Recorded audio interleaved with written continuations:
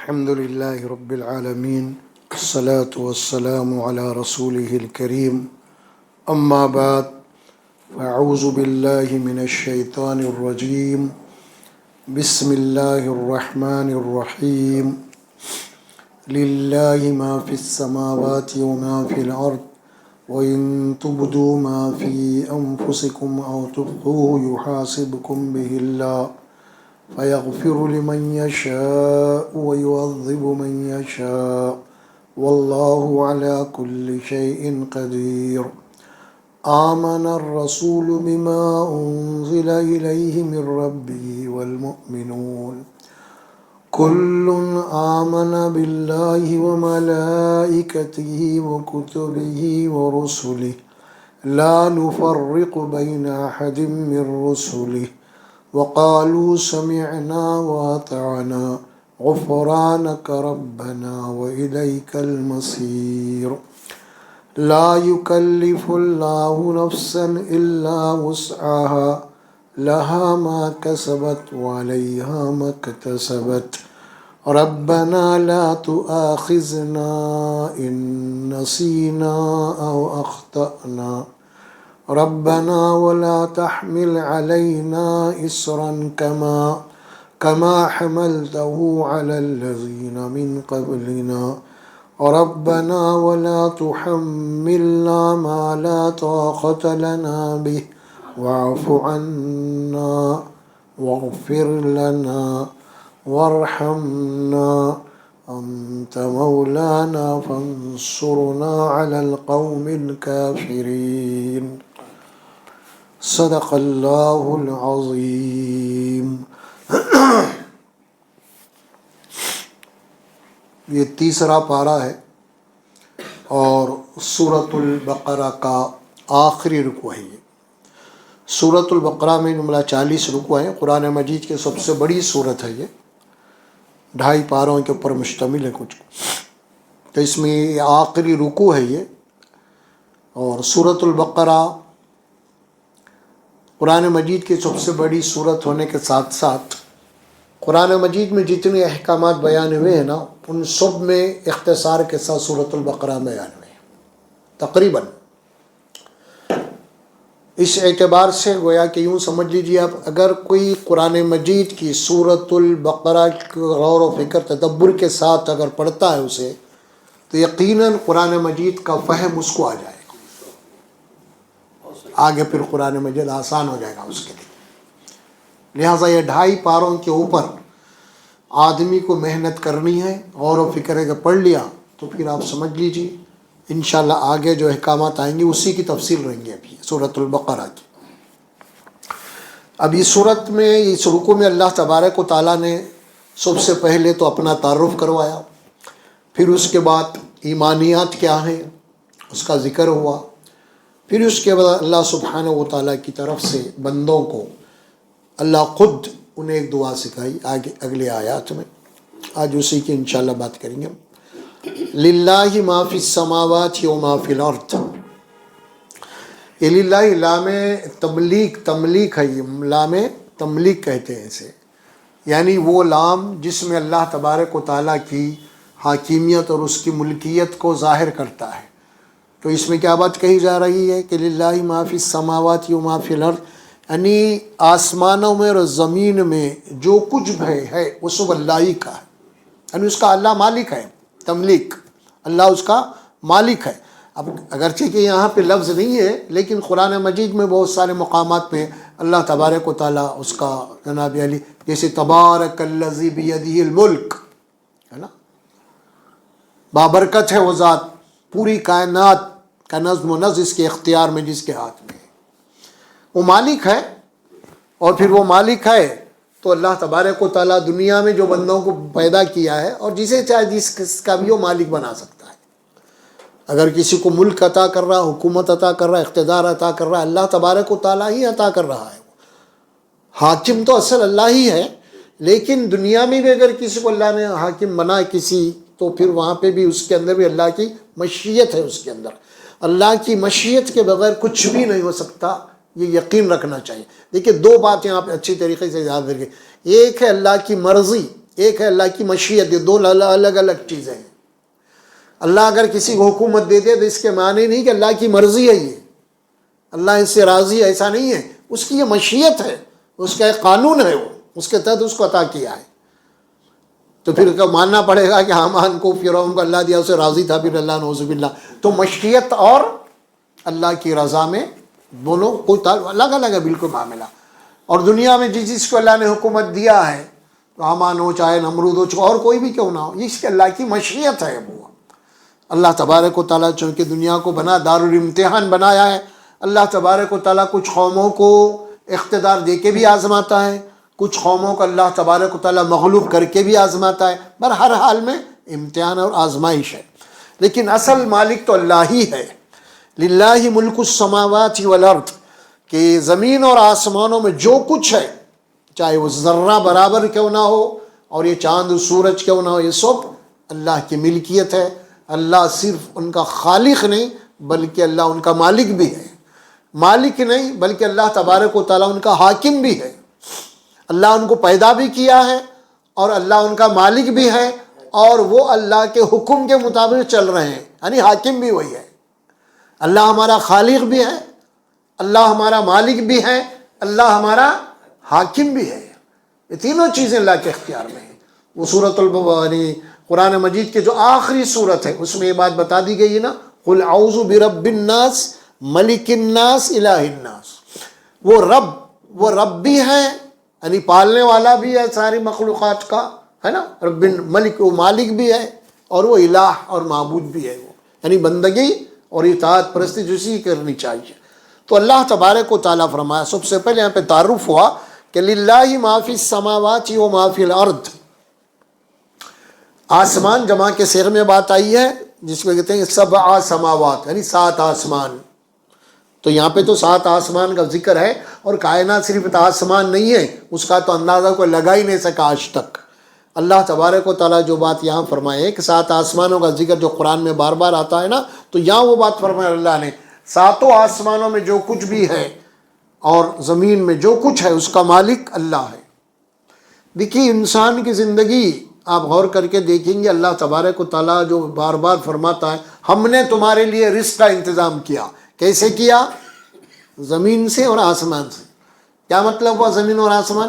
یعنی زمین سے آپ کو غلہ دے رہا اللہ تبارک و تعالیٰ، اناج دے رہا ہے، آسمان سے بارش برسا کے، تو 2 چیزیں ہو گئی ہیں، ہے نا، زمین اور آسمان۔ آسمان سے مراد بارش کا برسنا، اور انسان جو کچھ بھی اپنے لیے حاصل کرتا ہے، چاہے غذا ہو چاہے انسان کی اپنی ضروریات کی دوسری چیزیں ہوں، وہ سب کے سب کہاں سے نکلتی ہیں؟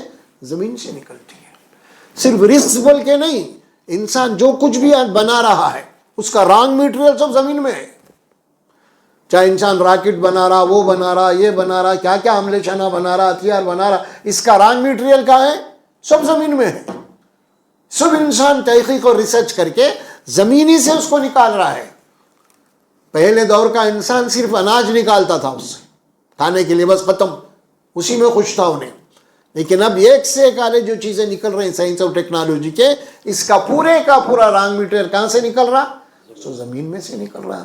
تو اللہ کیا فرماتے ہیں؟ زمین اور آسمانوں کا مالک اللہ ہے۔ اب تم جہاز بنا لیے، یہ بنا لیے، لیکن اس کا مالک کون ہے رانگ میٹیریل کا؟ اللہ ہی ہے نا۔ اور تمہارا مالک اللہ ہے۔ اللہ نے تم کو عقل دی تو اس عقل کے ذریعے سے تم اس کو استعمال کر رہے ہو، اس کو بنا رہے ہو۔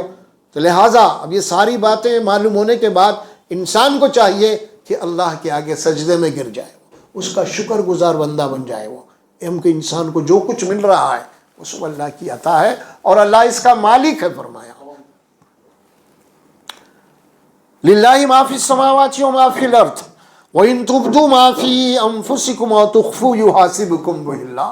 یاد رکھو جو کچھ بھی تم ظاہر کرتے ہو اور جو کچھ بھی تم اپنے دلوں میں چھپاتے ہو، اللہ تبارک و تعالیٰ اس کا حساب کرنے، اس کا محاسبہ ہوگا تمہارا۔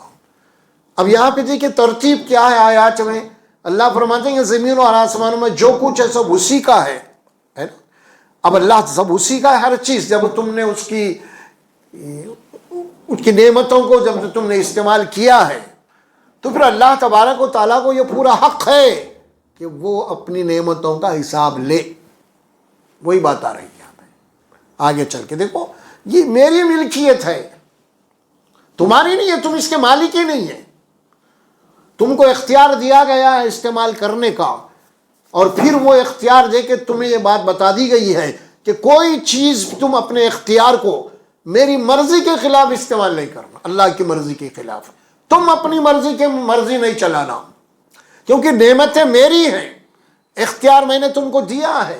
لیکن یہ اختیار اگر اختیار دینے والے کے خلاف اگر استعمال کرو گے تو پھر یہ بغاوت ہوگی ہے، بغاوت ہوگی ہے، ناشکری ہوگی نا.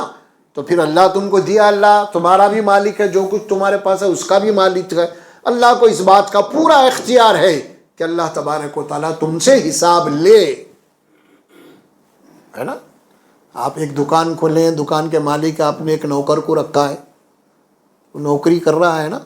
اب مالک کا اختیار ہے کہ شام میں جب غلہ ہوگا، دکان بند کرنے وقت آئے گا تو وہ حساب لے گا اس سے، نوکر سے. بھئی کیا بیچے، کتنی بکری ہے، کیا ہے، کہ بھئی حساب لے گا نا. بھئی وہ شام ہونے کے بعد، رات ہونے کے بعد میں کوئی روزانہ لیتا ہے حساب، کوئی مہینے میں لیتا ہے حساب، تو لے گا نا وہ. تو اللہ بھی یہی فرمائے پوری کائنات ہماری، ہم نے تم کو اختیار دیا ہے کہ ہم تمہارا حساب لیں گے، چاہے وہ ظاہر چاہے وہ چھپے طور پہ، یعنی چاہے تمہارا معاملہ ظاہری طور پہ بھی ہو، چاہے کوئی معاملہ ایسا ہو جو بالکل مندورین معاملہ ہے، چھپا ہوا معاملہ ہے، کوئی خفیہ معاملہ ہے، اللہ تبارک و تعالیٰ اس کا بھی حساب لیں گے. یہ چیز ہے اصل یاد رکھنے کی. یاد رکھنے کی اصل چیز کیا ہے؟ یہ ہے حساب. یعنی ہم تو مان رہے ہیں بھائی اللہ ہی مالک ہے، ہم مان رہے ہیں اللہ ہی حاکم ہے، بھائی یہ سب اللہ کی نعمت ہے، یہ سب مان رہے ہیں. لیکن اصل چیز کیا ہے؟ یہ سب مان رہے نا تم، اصل جس کی اس کے اوپر فوکس کرنا ہے آپ کو وہ یہ ہے، یہ سب اسی کے ہے. اور ایک دن ہم سب کو واپس پھر اللہ کے پاس لوٹنا ہے، اور اس دن اللہ فرماتے ہیں کہ ہم تمہارا حساب لیں گے. یہ ہے اصل چیز. آدمی جب اس کے اوپر فوکس کرے گا تو پھر وہ کوئی غلط حرکت نہیں کر سکتا، پھر بغاوت نہیں کر سکتا، نافرمانی نہیں کر سکتا، پھر انہیں اپنی اللہ کی مرضی کے آگے اپنی مرضی نہیں چلا سکتا. اصل چیز ہے یہ، اصل امتحان یہی ہے انسان کا اصل امتحان یہی ہے. اللہ یہ دیکھنا چاہتے ہیں یا دیکھ رہے ہیں، کیا وہ میری مرضی کے آگے اپنی مرضی چلائے گا یا پھر میری مرضی کو سامنے رکھ کے اپنی زندگی گزارے گا. یہی امتحان ہے اصل میں، اور اسی کا نام ہے انانیت. ہم اپنی مرضی چلائیں گے اللہ کی مرضی کے آگے تو اس کے معنی کیا ہوئیں گے؟ انانیت، یعنی میں. اور یہ اللہ کو پسند نہیں ہے. سب پسند اللہ کو، مطلب ہر چیز کی معافی ہے اللہ پر. میں نہیں، میں کا معاملہ صرف اللہ کا ہے. اننی انا اللہ، میں الہ ہوں، میں مالک ہوں، تم نہیں ہے. اگر تم نے یہ سوچ لیا کہ میں جو بول رہے نا، یہ شیطان کی صفت ہے، میں کی. لہذا یہ معاملہ بڑا خطرناک ہے. آدمی اپنی مرضی اگر چلا رہا اللہ کی مرضی کے مقابلے میں تو اس کے معنی یہ ہیں کہ وہ انانیت میں آ گیا ہے، جس کے معنی ہوتے ہیں بغاوت. تو اللہ اس چیز کو معاف نہیں کرے گا، جس کو تکبر سے تعبیر کیا گیا قرآن میں. اور تکبر صرف یہ اللہ کی صفت ہے، بڑائی صرف اللہ کی، کسی اور کی نہیں. کیونکہ ہر انسان، ہر مخلوق فنا ہونے والی ہے، باقی رہنے والی تو اللہ کی ذات ہے نا. اسی لیے فنا ہونے والی کو یہ بات زیبا نہیں دیتی کہ وہ میں کرے. بولے تیرے اختیار میں کیا ہے بھائی؟ بتاؤ کیا ہے اس کے اختیار میں؟ کچھ بھی نہیں ہے. اگر آپ ذرا سوچ کے دیکھ لیں کچھ بھی نہیں ہے. حالت خطرناک کتنی ہے. خدا نہ خواستہ پیشاب میں اگر نالی میں کنکرا آ گیا تو تڑپتا انہیں، لوٹنا شروع کر. کیا ہے بھائی میں کر رہا، تو کچھ بھی نہیں ہے. میں کر رہا انسان گفتگو کوئی بیماری کی وجہ سے، اگر اس کی زبان کسی بیماری کی وجہ سے زبان موٹی ہو گئی تو بات بھی نہیں کر سکتا بھائی، گفتگو بھی نہیں کر سکتا. انہیں ایسی موٹی زبان ہو گئی، کچھ بول ہی نہیں سکتا کچھ. دیکھیے اللہ تعالیٰ کا اس کا احسان ہے کہ ہر چیز کو اللہ نے اعتدال پہ، توازن میں رکھا. اور یہ زبان جو آپ گفتگو کر رہے ہیں اگر تھوڑی سی موٹی ہو جائے تو آپ بات نہیں کر سکتے. آپ ہے کیا انسان؟ بڑا نازک ہے بھائی انسان، بہت نازک ہے انسان. لیکن جب معاملہ آتا ہے تو اللہ کو بھی جناب علی پوچھ کے نہیں دیکھتا، پھر انہیں اللہ کے مقابلے میں بھی ٹھہر جاتا. جیسے فرعون ٹھہرا تھا، حامان ٹھہرا تھا. اب فرعون حامان کے پاس مت جائیے، اپنے پاس بھی آئیے ذرا، کیونکہ ہم بھی کوئی فرعون سے کم نہیں ہیں. سمجھے؟ ہمارے پاس کوئی اختیار نہیں ہے تو ہم اتنا کود رہے ہیں. اللہ فرعون کے ویسا اختیار دے دے اگر، یا قارون کے جیسی دولت اگر دے دے اللہ، تو پھر اس سے زیادہ ہم کریں گے. پھر خواہ مخواہ کے فرعون کو بول رہے ہیں ہم، سمجھے آپ؟ لیکن اگر وہ اختیار، وہ پاور اگر آ جائے تو پھر فرعون کو ہم پیچھے کر دیں گے. پھر وہ دولت ہمارے پاس آ جائے جو قارون کی تھی تو پھر قارون کو بھی پیچھے ہم چھوڑ دیں گے. ہم صرف مجبور ہیں. ہم سمجھ میں آ رہا؟ کچھ بھی نہیں کر رہے ہیں تو کیوں نہیں کر رہے ہیں؟ مجبور ہیں. ورنہ ہر بدماشی کرنے کے لیے تیار ہیں اپن اس وقت، ہر ایک کا حق مار کے کھانے کے لیے تیار ہے. موقع نہیں مل رہا ہم کو. کیوں نہیں کر رہے ہیں بولے تو موقع نہیں مل رہا. لیکن جہاں موقع مل گیا وہاں کام کر دیا اپن، نہیں بول کے نہیں. ہاں، موقع جہاں ملا وہاں ہاتھ صاف کر دیے. اور دوسری جگہ نہیں کرنے کے مانے اللہ کے ڈر سے نہیں کر رہے ہیں آپ، بلکہ آپ کو موقع نہیں مل رہا. قصہ یہ ہے اصل میں، ہر کوئی اس میں، یہ ہے اصل معاملہ.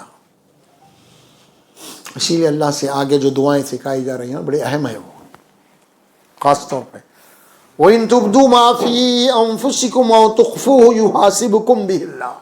اصل مسئلہ یہ ہے، آدمی اس بات کو پیش نظر رکھنا ہے جو کچھ بھی میرے پاس ہے وہ اللہ کا عطا کردہ ہے، اور ایک دن مجھے یہ سب کچھ چھوڑ کے اللہ کے پاس جانا ہے اور مجھے حساب دینا ہے.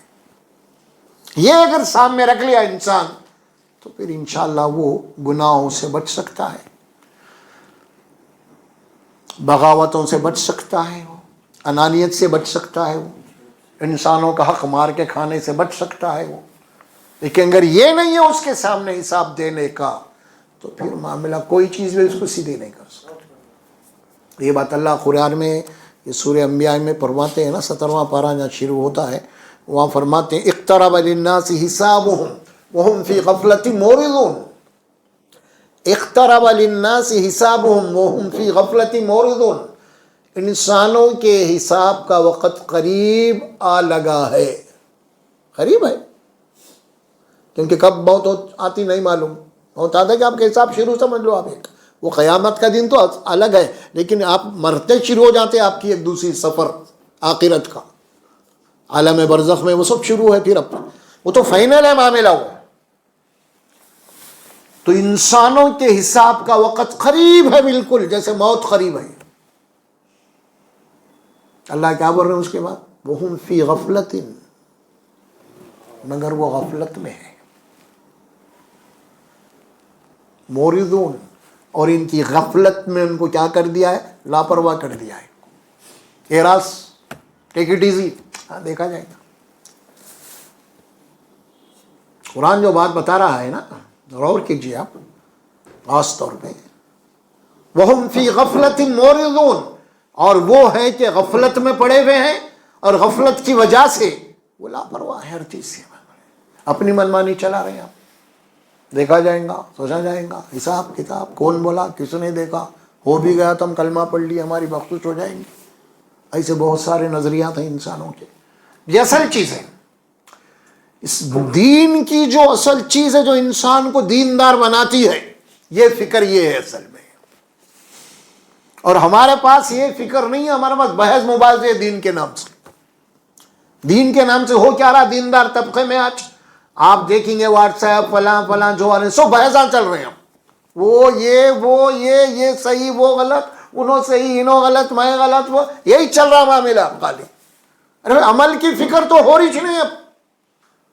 تو غلط میں صحیح، تو غلط میں صحیح، یہ فلاں وہ جو بحثاں یہی چل رہی پورے. دور ابتدائی دور میں ہم چلے جائیں گے، نزول قرآن کے دور میں، رسول اللہ صلی اللہ علیہ وسلم کے دور مبارک میں ہم چلے جائیں گے. آپ غور کیجئے، کیا جو آج بحث ہمارے پاس ہے، کیا وہ بحث اب تھی؟ صرف عمل تھا وہاں پہ، اللہ کا حکم ہے، نبی کا ہے، پھر ختم برباد. کیا تھی یہ بحث تھی؟ کیا دین کو آؤٹ ڈیٹ بنا دیے بھائی. اصل جو چیز ہے وہ یہ ہے، صحابہ کو جو چیز کی فکر تھی وہ یہی تھی، محاسبہ اعمال، آخرت کا مسئلہ. کوئی گناہ، کوئی خطا، کوئی لغزش ہو گئی تو بے تاب ہیں، تڑپ جا رہے ہیں، معافی کیسے ہوگی، یہ فکر تھی. آج سب معاملہ الٹا ہو گیا. آج تو غلط، میں غلط، میں غلط، تو صحیح، یہ مباحث میں ہے کہ دین کی اصل جو اسپرٹ ہے تقوی کی وہ ختم ہو گئی، جس کو ہم روح کہتے ہیں نا، اصل وہ نہیں ہے. بحث مباحثہ لمبی لمبی بحث ہے، بڑے لمبے لمبے مناظرے چل رہے ہیں آپس میں. وہ چل رہے ہیں کس سے آپس میں؟ کوئی غیر مسلم سے نہیں چل رہے ہیں، سب مسلمانوں سے چل رہے ہیں.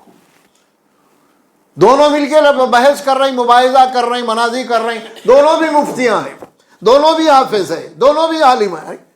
پھر کس سے بحث کر رہے ہیں؟ کوئی عیسائی سے بحث کر، چلو بھی ہو رہی بحث، کوئی یہودی سے ہو رہی بحث، کوئی مشرک سے ہو رہی، ٹھیک ہے. لیکن یہاں کس سے ہو رہی؟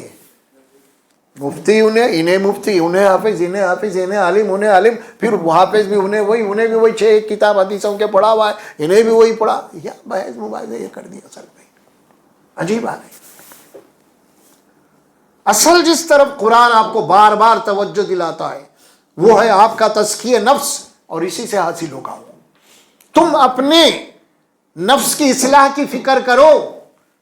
بحث مباحثے کل کام میں آنے والے نہیں ہیں. قرآن جس کے اوپر آپ کو جناب علی زور دے رہا وہ یہی ہے. یہ اللہ کو پورا اختیار ہے کہ جو کچھ بھی تم ظاہر کرتے ہو، جو کچھ بھی تم چھپاتے ہو، اللہ اس کا یحاسبکم بہ اللہ، اللہ اس کا محاسبہ کریں گا، لازمی ہے. اور جہاں تک وسوسوں کی بات ہے، یہ تو اللہ کی طرف سے بشارت دے دی گئی ہے کہ اللہ تبارک و تعالیٰ وسوسوں کا حساب نہیں لیں گا تمہارا. وسوسے جو آتے ہیں نا انسان کو. اور پھر اللہ کا جو اصول ہے وہ کیا ہے؟ دیکھیے سب سے بڑی بات انصاف ہے. جہاں معاملہ انصاف کے خلاف کوئی بات ہے تو وہاں پہ اللہ تبارک و تعالیٰ آپ کو عذاب نہیں دے گا، نہ آپ کو پکڑے گا، کیونکہ وسوسوں کا آنا انسان کے اختیار کے باہر ہے یہ چیز. اور جو چیز انسان کے اختیار میں نہیں ہے اس کے اوپر محاسبہ نہیں ہوگا. اگر ہوگا تو پھر ظلم ہوگا. یہ بھائی جس عمل میں میرا اختیار ہی نہیں ہے، عمل دخل ہی نہیں ہے، آپ مجھے سزا دے دے رہے ہیں بلا کے، آپ سمجھ میں آ رہا؟ تو پھر یہ کیا نہیں. اسی لیے یحاسبکم باللہ بولے تو جو چھپا، جو سینوں میں جو چیزیں، یعنی کوئی وسوسے آ رہے ہیں آپ کو، خطرناک وسوسے آتے شیطان کی طرف سے، من الجنت والناس، یوسوسو فی صدور الناس من الجنت والناس، یہ وسوسے آتے ہیں.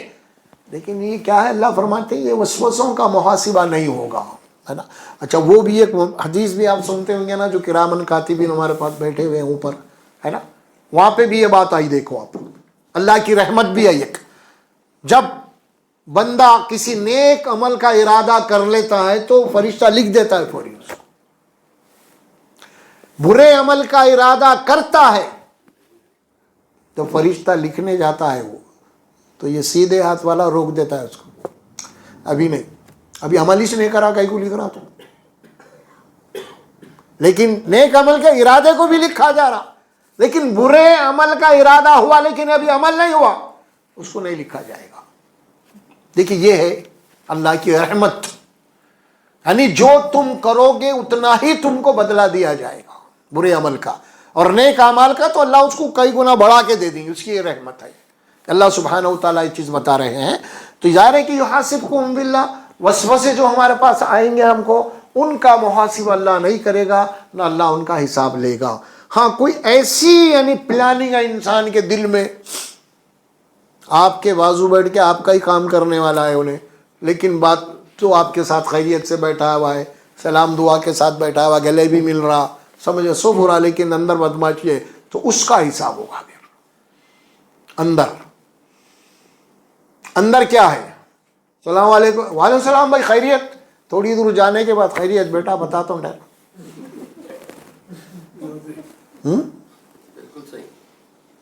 یہ معاشرہ ہے. تو ایسی خیریت، ایسے سلام. اللہ بولا میں اس کا حساب لوں گا. جو تمہاری بدماشی اور مکاری ہے نا، اس سے نہیں بچ سکتے تم. وسوسوں کی جہاں تک بات ہے، اللہ اس کے اوپر گرفت نہیں کرے گا. لیکن انسان کے دلوں کے اندر جو ایک دوسروں سے کینہ، کپٹ، حسد ہے نا، یہ اس کو سامنے والے کو موقع ملتے ہی نقصان پہنچانا ہے، یا بہرحال جو بھی ہے، یا نقصان نہیں بھی پہنچا، اگر اس کو نقصان ہو رہا تو آپ خوش ہو رہے ہیں.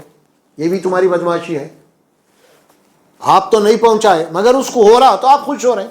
یعنی مطلب کیا ہوا؟ آپ کو موقع ملتا تو آپ بھی پہنچاتے تھے اس کو. یعنی پہلے سے آپ کا ارادہ ہے، تبھی تو خوش ہو رہے ہیں آپ. تو اللہ فرمائے ایسے ارادے ان کا محاسبہ ہوگا. یحاسبکم بہ اللہ. پر اسی نظام کے تحت اللہ فرماتا ہے آگے چل کے، بس اللہ جسے چاہیں گا بخش دیں گا اور جسے چاہے عذاب دیں گا. اب جسے چاہیں گا وہ اوپر ڈیٹیل آ گئی نا. جسے چاہیں گا کی بات کیا ہے؟ یہاں غلط فہمی میں مت رہیے آپ، کیونکہ اوپر حساب کی بات آ گئی. حساب لینے کے بعد اللہ تبارک و تعالی جو بھی حقدار ہوگا اللہ کی مغفرت کا، اس کی مغفرت ہو جائے گی. یہ نہیں کہ ایک اچھا خاصا آدمی، امانت دار آدمی ہے اور ایک بدماش روڈی شیٹر ہے، اللہ تعالیٰ روڈی شیٹر کو جنت میں ڈال رہے ہیں، ایک اچھے نیک آدمی کو جنت میں دوزخ میں ڈال دے رہے ہیں. تھوڑا یہ بات ہوگی کیا؟ جسے چاہیں گا بخش دے گا، جسے چاہیں گا عذاب دیں گا، یہ معنی نہیں ہے اس کے. کیونکہ اوپر بات آ گئی حساب کی. حساب کے بعد یہ بات بولی جا رہی ہے یہ میری مرضی ہے، یہ میرا بنایا ہوا قانون ہے. اب میرے قانون کے تحت ظاہر ہے کہ حساب لینے کے بعد انہیں عذاب کا مستحق ہو گیا، اب عذاب میں ڈالوں گا میں اسے. اب جو اللہ کی مغفرت کا حقدار ہو گیا، اللہ اس کو معاف کر کے اس کو بخش سے اللہ اسے جنت میں ڈالیں گا. یہ ہے اس کے معنی. یعنی جسے چاہیں گا ہمارے پاس ہے، ارے چھوڑا اللہ کی مرضی ہے، یہ بات نہیں ہے. کیوں؟ واللہ علی کل شیء قدیر. اللہ پھر اپنا ایک تعارف کروا رہے ہیں، کیونکہ اللہ کون ہے؟ اللہ ہر شے کے اوپر اختیار رکھنے والا ہے. قادر مطلق ہے، وہ ہر شے کے اوپر اسی کا اختیار ہے، اسی کی قدرت ہے. پوری کائنات اس کے گرفت میں ہے. پوری کائنات کا نظام اس کے بنائے ہوئے اصول اور قوانین پہ چل رہا ہے. اور اللہ کے بنائے ہوئے اصول اور قوانین کو اس کے اندر کوئی رد و بدل نہیں کر سکتا، تبدیل نہیں کر سکتا اللہ کے بنائے ہوئے قوانین کو.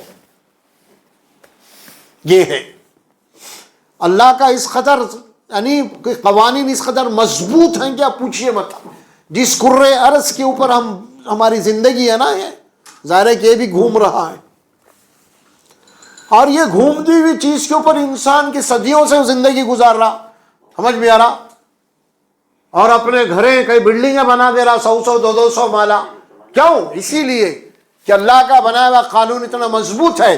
یہ جو زمین کا گردش کا معاملہ ہے، کبھی بھی اس کے اندر کوئی فرق نہیں آ سکتا، کیونکہ اللہ کا بنایا ہوا اصول ہے، اس کا قانون ہے. اور یہ زمین اس کے اصول قوانین سے باہر نہیں نکل سکتی ذرا بھی. تبھی تو یقین ہے بلکہ ہر چیز ہم کر رہے ہیں اس کے اوپر. اللہ کے بنائے ہوئے اصول ہے، اب یہ قوانین ہے. یہ اللہ قرآن میں بار بار فرمایا ہے نا کہ وَلَن تَجِدَ لِسُنَّتِ اللَّهِ تَحْوِيلًا. اللہ کے بنائے ہوئے طریقوں کے اندر تم کبھی بھی ہیر پھیر نہیں دیکھو گے، کبھی بھی تبدیل ہوتے ہوئے نہیں دیکھو گے. اس کے اٹل قوانین ہیں. واللہ علی کل شیء قدیر. اور اللہ ہر شے کے اوپر قدرت رکھتا ہے. نہ صرف قدرت رکھتا ہے اللہ تبارک و تعالیٰ، سورہ طلاق کی آخری آیتوں میں فرماتے ہیں قد احاط بکل شیء علما. قد احاط بکل شیء علما. کائنات میں ہر شے کا علم، کیا بنا؟ کائنات میں جتنی اشیاء، جتنی چیزیں، ان سب کو اللہ کا علم اپنے گھیرے میں لیا ہوا ہے، اپنے گھیرے میں لیا ہوا ہے. یعنی کوئی شے بھی ذرہ برابر بھی اللہ کے علم کے باہر نہیں ہے. یہ ہے اللہ علیم ہونے کے سلسلے میں، اور قدیر، قدرت اس کی ہے یہ جو پوری کائنات بنائے گا. اب ایمانیات کی بات آ رہی ہے آگے چل کے. آمن الرسول بما انزل الیہ من ربہ والمؤمنون. سب سے پہلے جو اللہ کے رسول ہیں صلی اللہ علیہ وسلم، جو کچھ بھی اللہ کی طرف سے نازل ہوتا ہے سب سے پہلے پابند رسول ہے اس کے اوپر ایمان لانے کے. یہ قرآن کے اوپر ہمارا ایمان ہے. ہم سے پہلے رسول اس کے یعنی مکلف ہیں کہ وہ اس کے اوپر ایمان لائیں. سب سے پہلے رسول مکلف ہیں وہ اس کے اوپر عمل کریں, پھر بعد میں امت. سب سے پہلے نبی صلی اللہ علیہ وسلم. آمن الرسول بما انزل الیہ, جو بھی اس کی طرف نازل ہوتا ہے قرآن, جو علم بھی ہے, کیونکہ قرآن مجید میں یہ بات بتا دی گئی ہے نا, وما ينطق عن الهوى ان هو الا وحی یوحی. نبی اپنی خواہش سے کچھ بھی نہیں بولتے, جو وحی آتی ہے ان کے پاس اسی کے مطابق گفتگو کرتے ہیں. وہی بات بتاتے ہیں آپ کو. یہ اللہ کلیئر کر دیا دین کے معاملے میں. خاص طور پہ دین کے معاملے میں اللہ کے نبی اپنی خواہش سے کوئی بات نہیں بتاتے. تو رسول ایمان لاتے ہیں سب سے پہلے, نبی مکلف ہیں, اس کے بعد والمومنون پورے ایمان والے ہیں. نبی کا جو ایمان ہے نا, جس چیز کے اوپر نبی کا ایمان ہے اس کے اوپر ایمان والوں کا بھی ایمان ہونا لازمی ہے. یہ نہیں کہ نبی کا ایمان ہے ہمارا نہیں ہے, ایسا. نبی جس چیز میں ایمان لائے ہیں نا ان سب کے اوپر ہمارا بھی ایمان لانا یقینی ہے. ہاں, اس میں آپ کے اور ہمارے ایمان میں زمین اور آسمان کا فرق ہو سکتا ہے. ہمارے اور آپ کے یقین میں زمین اور آسمان کا فرق ہو سکتا ہے. وہ نبی ہیں اور ہم امتی ہیں. کچھ چیزیں نبیوں کے لیے غیب کی اللہ نے اس کو واضح کر دی, کھول دی ان کے لیے, اور ہمارے لیے ہر چیز کو اللہ نے غیب میں رکھا ہے. وہ نبی ہیں, اللہ نے ان نبی ہونے کے ناطے اللہ نے ان کو جناب علی جنت کی سیر کروائی ہے, معراج ہوا ہے. بہت ساری ایسی باتیں ہیں جو اللہ تبارک و تعالیٰ اپنے نبیوں کو خاص طور پہ اپنی قدرت کی نشانیاں بالراس بتاتا ہے, غیبی پردے ہٹا دیتا ہے. یہ نبیوں کا مقام اور مرتبہ ہے یہ, تاکہ ان کے یقین کے اندر کوئی کمی نہ آئے. پورے یقین کے ساتھ وہ جناب علی دین کا جناب علی مقابلہ کریں ان سے, مشرکین سے یا مخالفین سے, تب وہ یقین ہوگا. اسی لیے ہے نا, تو اللہ تب وہ معاملہ اس کا ہے. وہ ابراہیم علیہ السلام بولے نا, اللہ تو مردوں کو کیسے زندہ کرتا ہے, وہی بات ہے. ربی ارینی کیف تحیی الموتى, کیسے, اسی صورت میں بھی بقرہ میں, کیسے اللہ تو مردوں کو کیسے زندہ کرتا ہے آقا. یہ اللہ ابراہیم علیہ السلام اللہ سے پوچھ رہی ہے. تو سب سے پہلے اللہ کیا بولا, قال اولم تؤمن, ایمان ہے نہیں تیرے کو. سب سے پہلے یا اللہ ایمان تو ولکن لیطمئن قلبی, ایمان ہے اللہ لیکن میں ذرا اپنے اطمینان قلب کے لیے ذرا پوچھ رہا ہوں. ایمان ہے اطمینان کے لیے. تو اللہ پھر وہ چیز بتایا, 4 پرندوں کو لیو, اس کو ذبح کرو اور مختلف 4 مقامات پہ رکھو, پاڑو, پھر پکارو, وہ آ جائیں گے دوڑتے ہوئے تمہارے پاس. اسی طرح ہم مردوں کو زندہ کر, اللہ کی ایک آواز ہوگی, ایک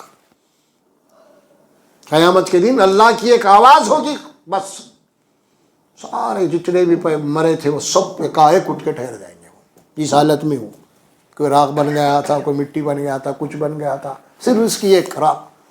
فرمایا صیحۃ واحدہ, سورہ یاسین میں آتی ہے, ایک ڈانٹ ہوگی, ایک جھپٹ ہوگی, جو سارے کے سارے اٹھ کے ٹھہر جائیں گے. فرمایا تو بہرحال ایمان کی جب بات آئے گی تو نبی اور امتی کے ایمان میں, نبی کی بات تو آپ دور رکھیے بھائی, خاص صحابہ کے ایمان ہمارے ایمان میں زمین آسمان کا فرق ہے, وہ تو خیر نبی کو آپ رکھو بازو رکھیے آپ.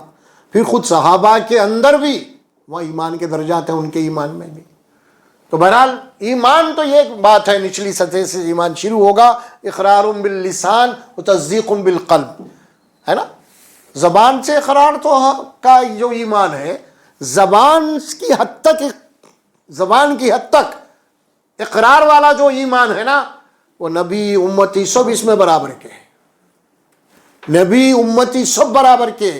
میں کون سے ایمان کی بات کر رہا ہوں, اقرار باللسان کی. ہم نے بھی کلمہ پڑھا, نبی نے بھی کلمہ پڑھا, یہاں تک معاملہ برابر ہے. لیکن قلبی ایمان کا جو تعلق ہے زمین اور آسمانوں کا ہے. رہی بات گواہی دینے کی, کلمہ زبان سے پڑھنے کی, تو ایمان میں اس معاملے میں پورے برابر ہے, نبی مومن سب برابر ہے. قلبی ایمان تصدیق بالقلب, اس میں تو سوال ہی نہیں پیدا ہوتا. ہمارے اور نبی کے ایمان میں زمین اور آسمان کا فرق ہوگا. ہمارے اور ایمان میں صحابہ کا زمین اور آسمانوں کا فرق ہوگا. وہ یقینی اور کیفیت والا ایمان وہ الگ ہے، اور اقرار باللسان صرف شہادت کے طور پہ کلمہ پڑھنے والا ایمان الگ ہے. یہ عام بات ہے، سب کے لیے برابر ہے. آمن الرسول بما انزل من ربہ. اور پھر جہاں تک فیصلے جو ہوئیں گے دنیا میں، وہ ایمان کے متعلق فیصلے نہیں ہوں گے جو یقینی قلبی کی وہ معاملہ ہے. مثال کے طور پہ آپ دیکھیں گے ایک بات آئے گی کہ بھئی ایک باپ کے 4 بیٹے ہیں، اس کی دولت ہے، انتقال ہو گیا ہے، ایک بیٹا نمازی ہے، 2 بیٹے نہیں ہیں، فلاں فلاں. تو اب ظاہر ہے کہ اب انہیں نماز میں پڑھنے والا نہیں ہے، انہیں نماز پڑھنے والا ہے، نیک ہے، اس کو زیادہ حصہ نہیں ملے گا. اب یہاں جو تقسیم ہوگی کون سے ایمان پہ ہوں گی؟ لسان. دنیا کا معاملہ لسانیات پہ ہوگا، اور آخرت کے فیصلے قلبی کیفیت پہ ہوں گے. اس فرق کو سمجھنا ہے، یہ فرق کو سمجھنا ہے. تو پھر وہ جو معاملہ آخرت کا آئے گا، وہاں پہ تو معاملہ جناب علی قلبی کیفیت کا ہوگا، اور درجات جو ملیں گے نقل وہ قلبی کیفیت. اسی لیے قرآن میں کیا بات کہی گئی ہے؟ انسان کے عملوں کو تولا جائے گا، گنا نہیں جائے گا. انہیں کتنے نمازیں پڑھا، انہیں کتنے حج کرا. اگر حج کا ایمان لائے تو آج لوگ جناب علی 10 حج کر رہے ہیں، اللہ کے نبی ایک ہج کرے تھے گنتی میں. صحابہ کرام ایک ہی حج، بعد دوسرے آج 10 کر رہی ہیں حج. سمجھے آپ؟ تو ہمارے پاس بھی لوگ ہیں، اب آج کے زمانے میں کتنے حافظہ، انہیں حافظہ بھی نہیں تھے سارے صحابہ. آج بھی تو کیا انہیں آگے نکل جائے گا؟ انہیں تولا جائے گا، گنا نہیں جائے گا. کوالٹی اور کوانٹٹی جیسے ہم کہتے ہیں نا، یہ اعمال کو تمہارا تولا جائے گا. تو یہ کیفیت ہوگی یہ. اور حدیث میں تم کتنا بھی عمل کرو، حدیث میں تم کتنا بھی عمل کرو، تم کو بدلہ تو تمہاری عقل اور فہم کے مطابق ہی ملے گا. یعنی تمہارے عمل میں کتنا اخلاص ہے، کتنا وزن تھا، اسی کے مطابق ملے گا. سمجھے؟ یہ نہیں ہے کہ جناب علی تم نے بہت نمازیں پڑھی ہیں، اس نے کم نمازیں پڑھا، ایسا نہیں. اس کی کم نماز میں کیا کیفیت تھی، تمہاری بے حساب نمازوں میں کیا کیفیت تھی. صرف گنتی تھی تمہاری، کوالٹی نہیں تھی. لہذا صحابہ کا وہ ایمان ہے، کوالٹی والا ایمان، کیفیت والا ایمان، یقین والا ایمان، تصدیق والا ایمان، اخلاص والا ایمان. وہ ایمان ایک الگ ہے، اور یہ گنتی کی چیز ایک الگ ہے. میں بھی پڑھ رہا ہوں، آپ بھی پڑھ رہے ہیں، سبھی پڑھ رہے ہیں. کیفیت ہے وہ. اسی لیے فرمایا آخرت کا جو معاملہ ہے تو وہ کیفیت کے اوپر ہوگا، اس کے درجات خاص طور پہ یہاں پہ. اور ظاہر ہے کہ جس کی جیسی کیفیت ہوں گے اس کا عمل بھی ویسی ہوں گا، وہاں پہ عمل کے اندر بھی وہی ہوں گا. دیکھیے وہ لوگ جب نمازیں پڑھا کرتے تھے تو اپنے سے غافل ہو جاتے تھے، ان کا لاؤ اللہ سے لگ جاتا تھا. سمجھ میں آ رہا؟ ہاں، ہماری نمازیں کیا ہے آج کچھ. تو کیا بات فرمائی؟ ایمان. بات ایمان کی چلی تھی. اقرار باللسان کے حد تک سارے ایمان والے اکول ہیں، برابر ہیں. اور تصدیق القلب کی بات آئے گی، وہ معاملہ زمین اور آسمان کا فرق ہوگا ہم میں اور ان میں. کل آمن باللہ. اور یہ سب کے سب نبی، صحابہ، ایمان والے جتنے بھی ہیں، کیا ہے سب سے پہلے ان کا ایمان؟ اللہ کے اوپر ایمان. پہلی بات ہوگی کل آمن باللہ. یہ سب کے سب اللہ کے اوپر ایمان رکھتے ہیں. کس کیا نہیں ہے بھائی اللہ کے اوپر ایمان؟ ہر انسان کا اللہ کے اوپر ایمان ہے. مشرک کا بھی اللہ کے اوپر ایمان ہے. یہ ذہن میں رکھو. یہ مت بولی کہ ہم ایمان والے ہیں، نہیں، ایک مشرک بھی اللہ کے اوپر ایمان رکھتا ہے. لیکن فرق کیا ہے اس میں؟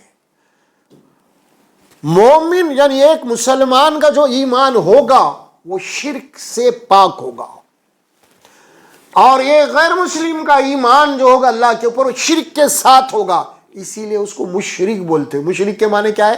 شریک کرنا. اللہ کو نہیں چھوڑا انہیں، اللہ کو مانا، اللہ کے اوپر ایمان ہے، لیکن مشرک کیوں بنا انہیں؟ دوسروں کو بھی اپنے ایمان میں شریک کر لیا. اور مسلمان کون ہے؟ جو خالص ایمان اللہ پہ اور اللہ کے ساتھ کسی کو شریک نہیں کیا انہیں. یہ ہے اصل پوائنٹ کی بات بتا رہا ہوں میں. ہر مذہب کی دار و مدار، ہر مذہب کی بنیاد اللہ کے اوپر ایمان پہ ہے. چاہے عیسائی کو لے لو، چاہے سکھوں کو لے لو، جتنے بھی مذہب کو ماننے والا آدمی ہے، کسی بھی مذہب کیا نہ ہو، انہیں اللہ کے اوپر ایمان رکھتا ہے. زبان الگ ہے، نام الگ ہے. کوئی ایشور بولتا ہے، کوئی اللہ بولتا ہے، کوئی خدا بولتے ہیں، کوئی گاڈ بولتے ہیں. بہرحال جتنی زبانیں ہیں اتنے اچھے نام جتنے بھی ہیں وہ سب اللہ کے ہے نا. تو اب ہر مذہب والا مذہب کی بنیاد ہی اللہ کو ماننے کے اوپر ہے. اس بات کو سورہ یوسف میں بڑے پیارے انداز میں اللہ سمجھائے ہیں. اس کو سمجھیے آپ. ہر مذہب اللہ کو اوپر ایمان رکھتا ہے. وَمَا يُؤْمِنُ أَكْثَرُهُمْ بِاللَّهِ إِلَّا وَهُمْ مُشْرِكُونَ. ان کی اکثریت انسانوں کی میجورٹی اللہ کے اوپر ایمان رکھتی ہے مگر شرک کے ساتھ. ہو گیا سورہ یوسف کی آیت ہے. وَمَا يُؤْمِنُ أَكْثَرُهُمْ بِاللَّهِ إِلَّا وَهُمْ مُشْرِكُونَ. انسانوں کی اکثریت اللہ کے اوپر ایمان رکھتی ہے مگر شرک کے ساتھ. کیا آپ یہ ابو جہل ابو لہب اللہ پہ نہیں مانتے تھے؟ لوگ ایمان تھا ان کو مگر شرک، اسی لیے مشرک بولے ان کو. اب وہ جو اللہ کو ہی نہیں مانتا وہ تو جناب یہ کافر ہے، ملحد ہے، فلاں فلاں جو بھی ہے وہ. لیکن اللہ کو ماننے والا اور اللہ کے ساتھ دوسروں کو بھی مان رہا ہے وہ مشرک ہے. وَلَا تَجْعَلُوا مَعَ اللَّهِ إِلَٰهًا آخَرَ. اللہ کہتے ہیں اللہ کے ساتھ کسی اور کو بھی الہ مت مانو، تم کسی اور کو شریک مت کرو تم. یہ ہے. تو یہاں پہ اللہ کے اوپر ایمان کی بات جو آ رہی ہے نا، کُلٌّ آمَنَ بِاللَّهِ، یہ سب کے سب اللہ کے اوپر ایمان رکھتے ہیں. یہاں پہ رسول سے لے کے پورے ایمان والوں کا ذکر ہے، مشرکین کا ذکر نہیں ہے یہاں پہ. یہ تو آپ کی فہم و تفہیم میں بات آ گئی.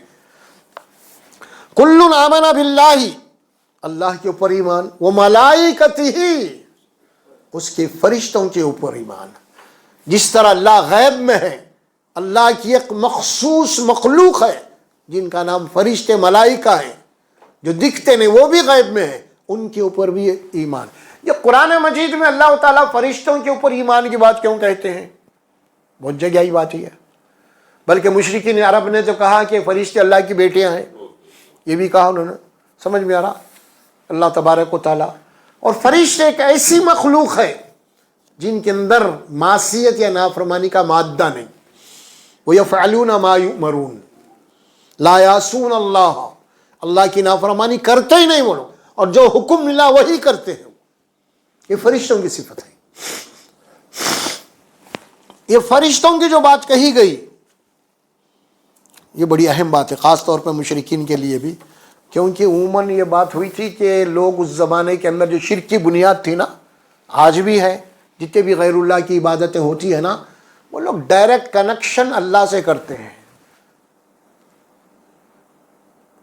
تو اللہ بولا اللہ ڈائریکٹ کسی سے رابطہ کرتا ہی نہیں.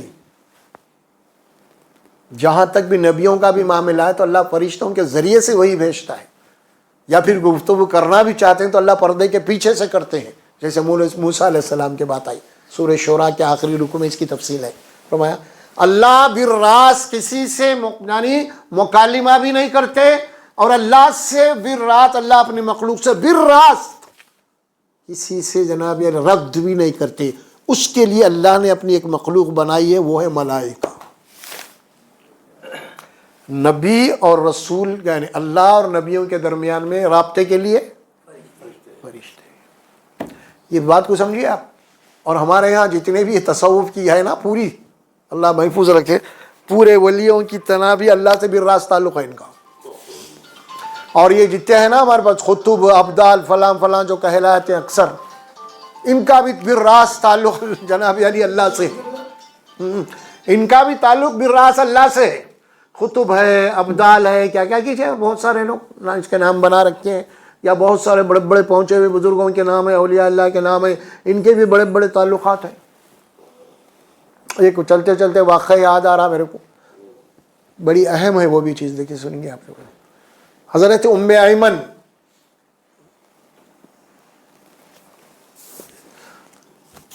یہ رسول اکرم صلی اللہ علیہ وسلم کی خادمہ تھی.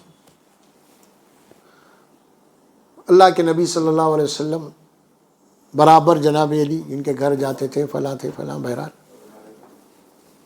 جا کے کچھ آرام بھی کرتے تھے.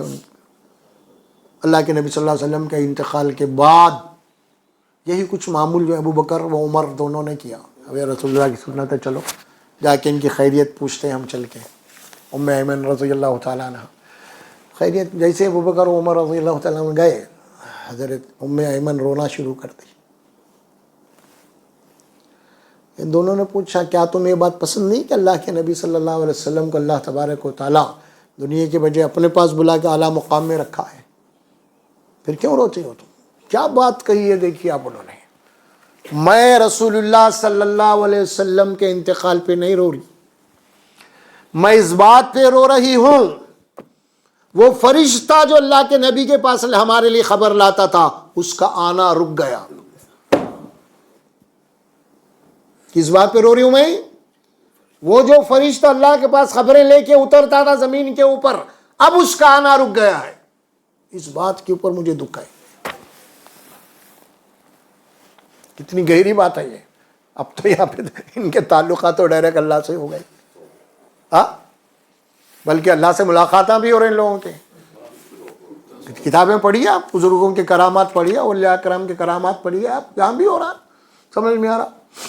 بس اقبال کے تو کچھ لوگوں نے تو یہ بات بھی کہی کہ شیخ عبد القادر جیلانی اور فلاں کچھ لوگ مل کے اللہ کا ہاتھ پکڑ کے جنت میں سیر بھی کر رہے ہیں. یہ بھی کتاب میں لکھا ہوا ہے, سمجھ میں آ رہا. تو دستگیر کیا معنی اس کے؟ یعنی اللہ تعالیٰ حضرت پیران پیر جب جنت میں چل رہے تھے تو اللہ تعالیٰ کا پیر پھسل گیا تو اللہ تعالیٰ نیچے گرنے ہی والے تھے, نعوذ باللہ من ذالک. شیخ عبد القادر جیلانی ہاتھ پکڑ کے ان کو روک لی, بچا لیے.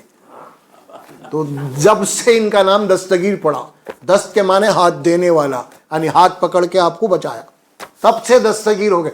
ارے ایسے یار وہ ہنومان جی کے قصے بھی اتنے نہیں ہیں, اس سے زیادہ ہو گئی ہے. کیسی کیسی باتیں کر رہے میرے بھائی, ہاں سوچئے آپ ذرا. اب خدا کا مقام خدا سے اونچا بنا دیا اولیاء اللہ کو, لوگ اولیاء اللہ فلاں ان کو ہو کر, یہ عجیب حالات ہے. کیا ہے سوچو آپ. یعنی اتنی جنی مشرکانہ, مشرکوں کو پیچھے, یہودیوں کو پیچھے, سب کو پیچھے اللہ. تو یہ فرشتوں کو اللہ اسی لیے رکھا تاکہ اللہ اپنا کوئی کام بھی کرنا چاہتا ہے زمین پہ تو بالراست نہیں کرتا, فرشتوں کو حکم دیتا ہے. آپ عمر جنگ بدر میں اللہ چاہتا تو حکم کن سے ہو جاتا تھا, لیکن نہیں, فرشتوں کو بھی.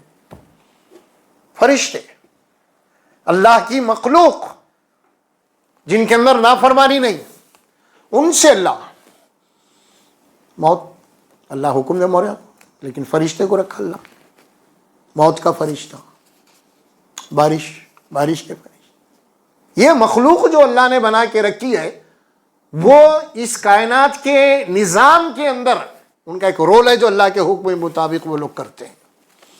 اور اس میں سب سے اعلیٰ ترین جو مقام اللہ نے دیا ہے وہ اللہ کا پیغام اللہ کے بندوں تک پہنچانے کے لیے جس فرشتے کا انتخاب کیا وہ جبرائیل امین ہے. اب اس کا آنا رک گیا, جبھی رک گیا. تو فرشتوں کی جو بات آئی تو میں کہہ رہا ہوں کہ عموماً ہم غور ہی نہیں کریں کہ فرشتوں پہ ایمان, فرشتوں پہ اوپر. دیکھیں فرشتوں کے ایمان کے ساتھ ہی وہاں پہ رسول کا لفظ ہے. کیا لفظ آیا؟ ملائکتی کتبی رسولی. کتاب کون لا رہے ہیں؟ فرشتے دے رہے ہیں. کس کو؟ رسول کو دے رہے ہیں. لنک ہو گیا پورا. یہ اللہ پہ ایمان, فرشتوں پہ ایمان, کتاب پہ ایمان, رسول پہ ایمان. اب ایک سلسلہ چائنا ہے بھی ہے. یہ ہے نظام جو وحی الہی کا ہے. بالراست کسی کا کوئی تعلق نہیں ہوتا, لیکن اللہ تعالیٰ اس تمام باتوں کو جڑ و بنیاد سے اکھاڑ کے پھینکنے کے لیے فرشتوں کا یہاں پہ ذکر کیا کہ فرشتوں کے اوپر ایمان, فرشتوں کے ذریعے سے اللہ ان کام کرتے ہیں. وہ فرشتے ہوتے ہیں, نزول ہوتا ہے فرشتوں کا. اور فرشتے کوئی خدا نہیں ہوتے, فرشتے اللہ کا پیغام لے کے اترتے ہیں. عذاب بھی فرشتے لے کے اترتے ہیں, رحمت بھی فرشتے لے کے اترتے ہیں, جنت کے دروازے بھی فرشتے کھولتے ہیں, جہنم کے دروازے بھی فرشتے کھولتے ہیں. یہ فرشتے اللہ کی مخلوق اللہ تبارک و تعالیٰ کا عرش ہے، اس کو بھی فرشتے اٹھائے ہوئے ہیں، اس کی تسبیح ہو رہی ہے۔ فرشتے، ملائکہ، جو نافرمانی سے پاک مخلوق، مادہ ہی نہیں ہے ان کے اندر نافرمانی کا، وہ ملائکتہ، اللہ کے اوپر ایمان کے بعد اس کے فرشتوں کے اوپر ایمان۔ آپ دیکھے ہوں گے، یہ ہے نا قرآن میں بات آئی، یہ یہودی جبرائیل امین سے دشمنی کرتے فرشتے سے ایک، قل من کان عدوا لی جبریل فانہ نزل علی قلبک باذن اللہ۔ اے نبی صلی اللہ علیہ وسلم آپ کہہ دیجئے جو جبرائیل سے دشمنی کرتا ہے، جبرائیل کا کوئی قصور ہی نہیں، اللہ تعالیٰ جبرائیل کو حکم دیا کہ جاؤ وحی لے کے محمد صلی اللہ علیہ وسلم کیا پہنچا جائیں گے، لیکن یہودی کیا بول رہی ہے، بولے غلطی سے وہاں چلے گئے انہوں، ہمارے پاس آتے تھے آج تک، لیکن اب یا بنی اسرائیل کو چھوڑ کے وہاں چلے گئے بنی اسماعیل میں، اور ہمارے پاس جو بگڑی ہوئی قوم ہے رافضی وغیرہ، وہ بھی یہی کہتے ہیں اکثر، یہ اللہ تبارک و تعالیٰ وہی دے کے بھیجا تھا جبرائیل کو، یا علی کو دیو، ان سے جناب علی بھول ہو گئی، کہتے غلطی ہو گئی، انہوں محمد کو دے دی صلی اللہ علیہ وسلم۔ ٹھیک ہے یارو، 23 سال تک آتے رہے جبرائیل، اپنی غلطی کی اصلاح نہیں کرے، کیا بات بھائی، ارے جھوٹ بولے ہوئے تو عقل کو نقل بولتے ہیں نا، اس کو بھی عقل ہونا ہے۔ ٹھیک ہے تم بول رہے آپ کی بات مان لیں گے، غلطی ہو گئی ہوں گے نعوذ باللہ، مگر 23 سال تک غلطی کرتے رہے ہو نا، ہاں پھر اللہ تعالیٰ ٹھیک ہے غلطی کر دیا تو کر دیا، ٹھیک ہے اب جان دے، کیا ہے بھائی، یہ مسخرہ پنا ہے نعوذ باللہ، یہ بات صحیح نہیں، کوئی کتابوں کی بات نہیں، یہ سب جاہلوں کی باتیں ہیں، جاہلوں کی باتیں۔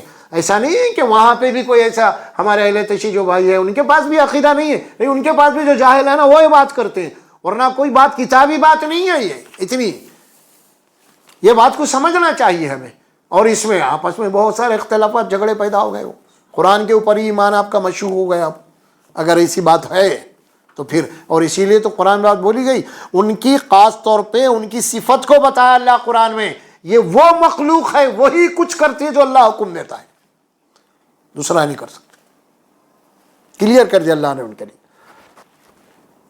ملائکتی، فرشتوں پہ ایمان، اس کے بعد پھر وہ کتبہ، اس کے کتابوں کے اوپر ایمان، اللہ نے جتنی کتابیں نازل کی ہے نا، 4 کتابیں تو مشہور ہیں ہمارے پاس، قرآن ہے، تورات ہے، زبور ہے، انجیل ہے، یہ تو کنٹینیو ہے، اور بہت سارے صحیفے جو مختلف انبیاء اکرام کو دیے گئے سب اللہ کی طرف سے تھے، تو ظاہر ہے کہ ان چیزوں کے اوپر، ان ساری کتابوں کے اوپر بھی ایمان رکھتے ہیں یہ لوگ۔ ایسا نہیں کہ صرف قرآن پہ ایمان رکھتے ہیں مسلمان، نہیں، قرآن سے پہلے جتنی بھی کتابیں آسمانی آئی ہیں ان سب کے اوپر ہمارا ایمان ہے، یہ سب ہر دور میں اللہ نے اپنے بندوں کی ہدایت کی دی، کتابیں بھیجتا رہا، نبیوں کو بھیجتا رہا، یہ ہمارا ایمان ہے۔ کسی دور میں بھی اللہ تبارک و تعالیٰ انسانوں کو گمراہی میں نہیں چھوڑا، اندھیرے میں نہیں چھوڑا، ان کی ہدایت کے لیے برابر کتابوں کو، نبیوں کو بھیجتا رہا، یہ ہمارا ایمان ہے۔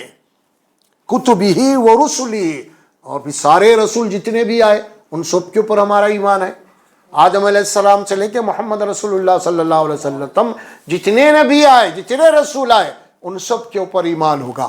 اگر ہم ایک پیغمبر کا بھی انکار کر رہے ہیں تو گویا کہ سارے پیغمبروں کا انکار ہے، ایک کتاب کا بھی انکار ہے تو سارے کتابوں کا انکار ہے، یہ ہے ایمان اصل میں۔ رسلی لا نفرق بین احد من رسلی، اور ہم یہ پیغمبروں کے درمیان میں کوئی تفریق نہیں کرتے، ہم فلاں کو مانتے فلاں کو نہیں مانتے، یا فلاں بہت بڑے تھے ان کی افضلیت، یہ بھی نہیں ہے ہمارے پاس، ہم سب اللہ کے نبی مانتے ہیں، اللہ کے پیغمبر مانتے ہیں، جس کو بھی اللہ نے جو رتبہ دیا ہے وہ اللہ کی طرف سے، اللہ اور ان کو جانے، ہمارا کام نہیں ہے انہوں چھوٹے اور بڑے بولنے کا، یہ ہمارا حق نہیں ہے، یہ اللہ ہم کو حق دیا ہی نہیں ہے۔ اللہ تبارک و تعالیٰ یہ بات فرمائی کہ ان کے اندر میں ہمارا کام کیا ہے، اب یہاں تک کیا بات تھی، اللہ کا حکم ہے ایمان، اب ہمارا کام کیا ہے، ہمارا کام نہیں ہے، اب یہ ہمارا کام کیا ہے، وہ آگے آ رہی ہے بات، تمہارا کام کیا ہے معلوم، وقالوا سمعنا واطعنا، خاموشی سے سنو اور عمل کرو، تمہارا یہ کام ہے، انہوں بڑے انہوں چھوڑے، ان کا درجہ ان کا درجہ، وہ اچھے یہ اچھے، یہ بحیضاں ہیں تمہارے، تم کو اجازت نہیں ہے اس میں، تمہارا کام کیا ہے، جو کہہ رہے ہیں وہ سنو اور عمل کرو، اطاعت کرو، یہ ہے تمہارا کام، یہ چھوڑ دے کہ تم لوگ جلسے جلوس کر کے افضل وہ یہ لگے ہوئے، یہ ہمارا کام ہی نہیں ہے بھائی، یہ شیطان ہم کو ہمارے کام سے غافل کر دے کے جو کام نہیں کرنا اس پہ لگا دیا۔ آدمی اپنی ذمہ داری سے غافل ہو جانا یہ بھی شیطان کا ایک دھوکہ ہے، اور دھوکے میں ڈال دیا ہمیں۔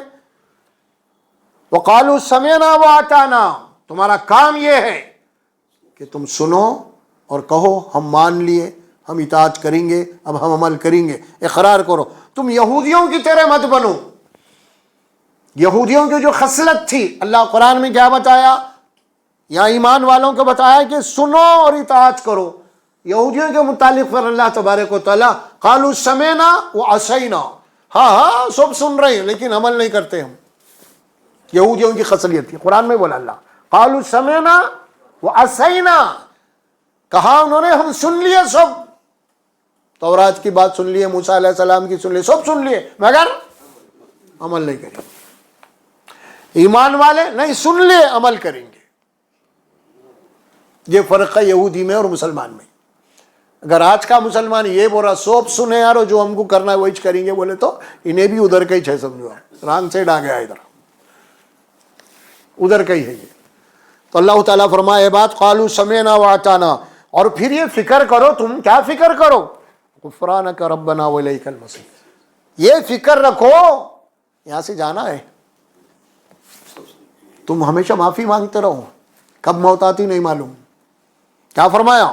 غفرانک، اے اللہ تو مجھے معاف کر، تو میری بخشش کر، تو میری مغفرت کر دے۔ کیوں؟ الیک المصیر، میں لوٹ کے تیرے پاس آنے والا ہوں۔ اب یہ اللہ سکھا رہے ہیں یہ دعا، اللہ کی سکھائی دعا ہے، اور یہ آیت مشہور ہے نا آپ کو، معراج میں ملی بول کے بھی ہے یہ۔ اللہ کے نبی صلی اللہ علیہ وسلم معراج گئے تھے تب اللہ نے یہ دی، سورۃ البقرہ کے آخری رکوع کی آیات۔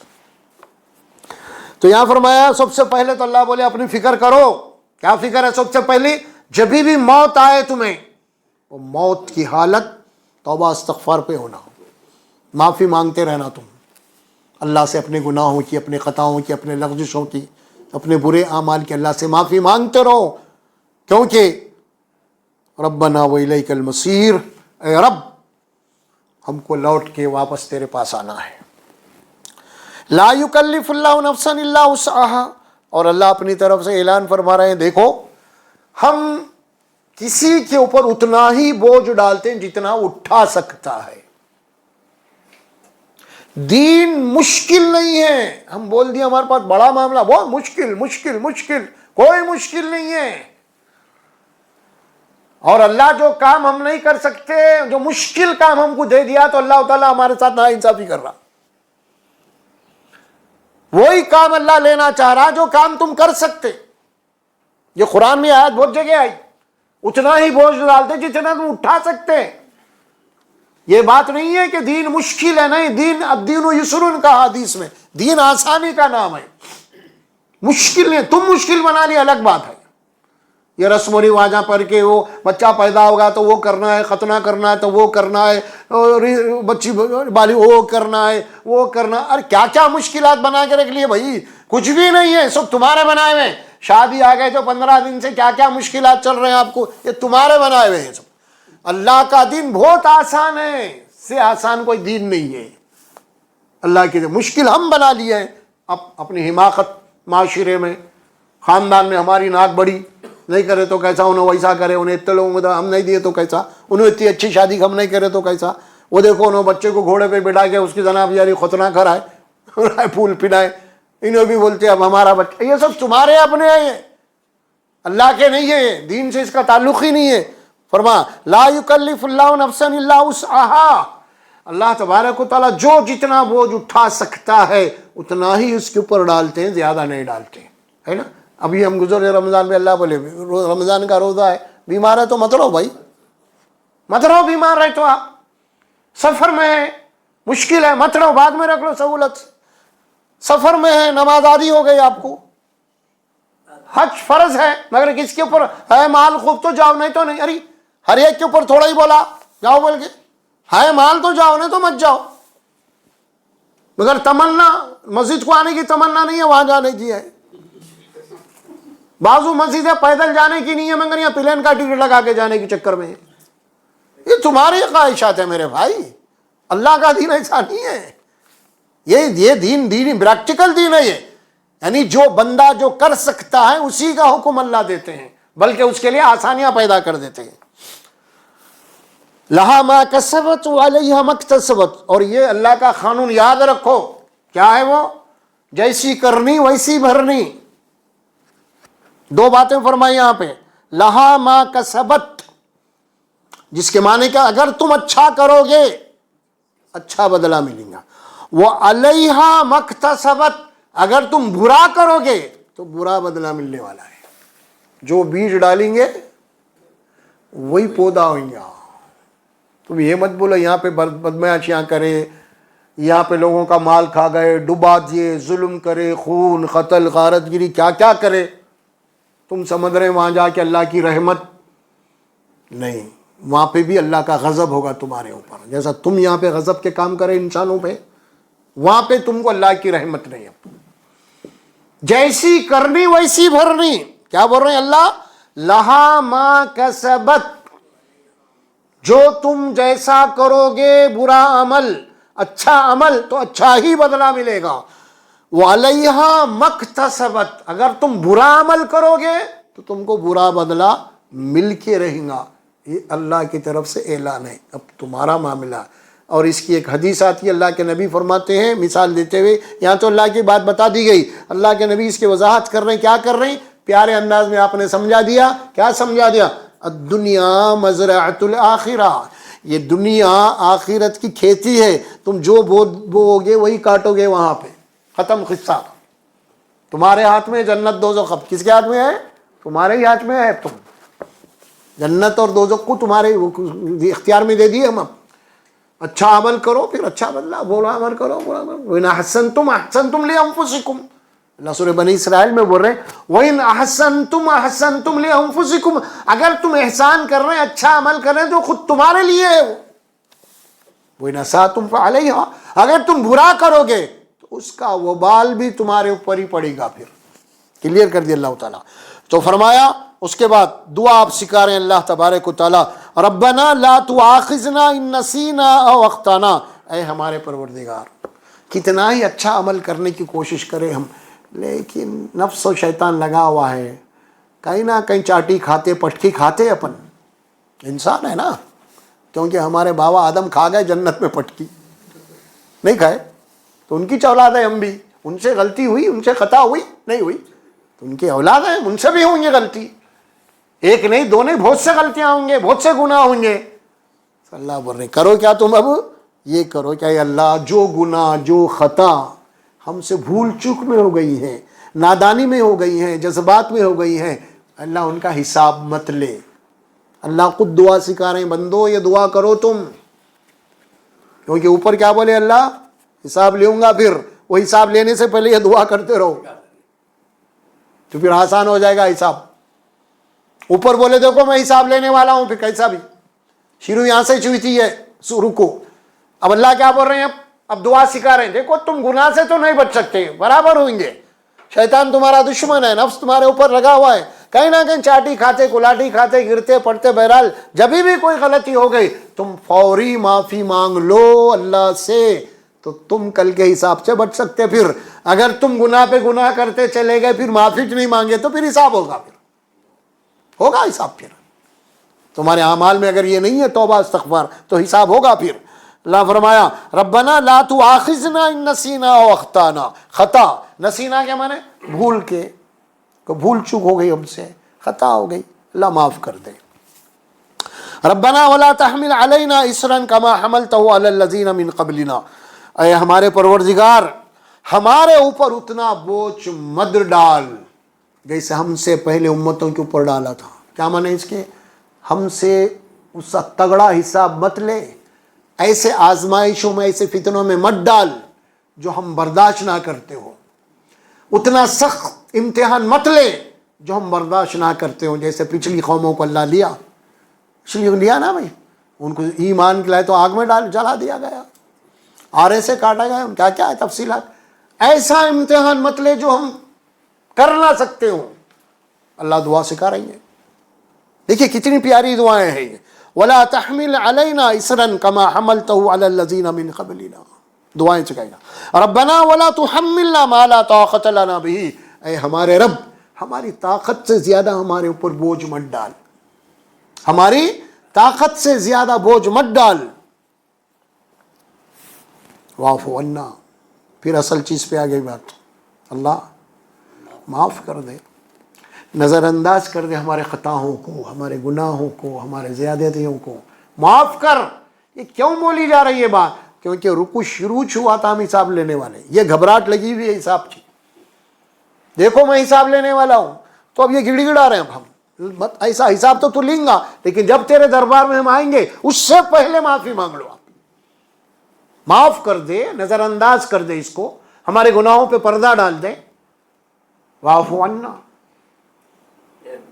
دیکھیں آپ، واغفر لنا، پھر ہم کو بخش دے، ہماری مغفرت کر دے، ہماری بخشش کر دے. ورحمنا، رحم فرما. 3 جملے آ گئے ہمیں، تینوں بھی ہے، تینوں کے ہم حقدار ہیں. مطلب یہ کہ یہ 3 اگر اس سے محروم ہو گئے ہم تو پھر سوائے جہنم کے کرنے. اسی لیے دعا سکھائی گئی ہے، اے مومنو جہنم سے بچو، حساب ہونے والا ہے تمہارا. یہ بار بار اللہ سے دعائیں مانگتے رہو تم، اللہ معاف کر دے، نظر انداز کر دے، بخش دے ہم کو، اور ہم پہ رحم فرما.